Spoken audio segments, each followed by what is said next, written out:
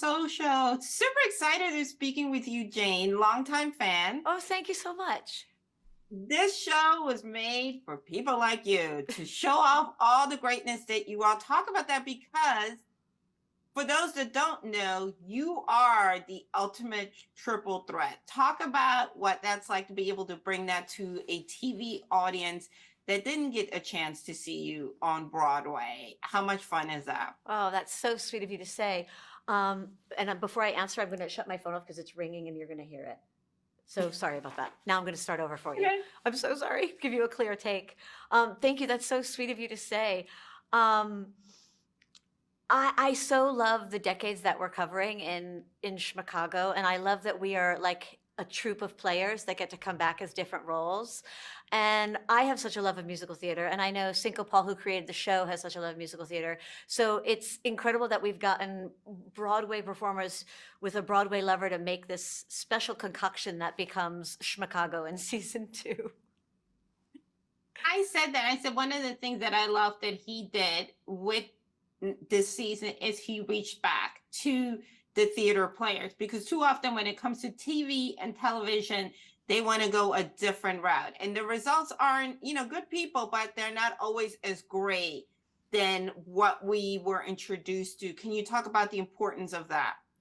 Well, I think Cinco's made a singular program.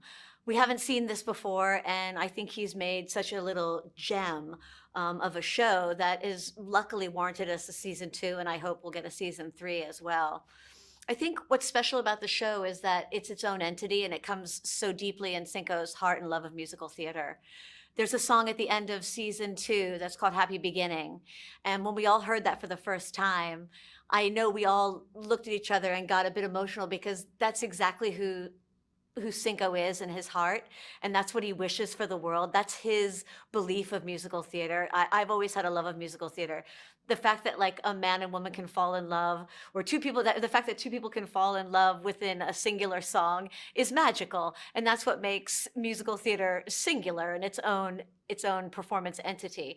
And I think Cinco has put that beauty into this show, and I hope people take that with them when they watch it. Absolutely. And I also think it shows that there's an audience for these types of shows. Because for the longest time, we were told that variety, those types of shows are for like the 7 days. Would you agree to that? I love that we're bringing this back. We also made season 1 in the midst of the pandemic when it was the first time we all could start filming, even though we were completely masked and covered. And I think because of those constrictions, I think because of those restrictions, it made us all enter this world with such a thankfulness and gratitude that we were getting to make it. And I think that comes off in season 1 and in season 2. I feel like we're this little special entity show that I'm happy has found an audience.